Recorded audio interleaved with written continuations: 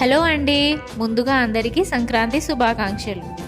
Morning లేవగానే fresh up అయిన తర్వాత ఇంటి ముందంతా క్లీన్ చేసి ముగ్గు అయితే వేసేసాను.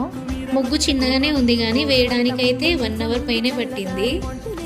ఇంతకీ ఎలా ఉంది నా ముగ్గు? ఈరోజు మా ఇంటికి మా అత్తమ్మ, మామయ్య, పిల్లలు అందరు వచ్చారు. అత్తమ్మ అంటే మా చిన్న తాతయ్య వాళ్ళ కూతురు. వాళ్ళు మాకు దగ్గరలోనే ఉంటారు.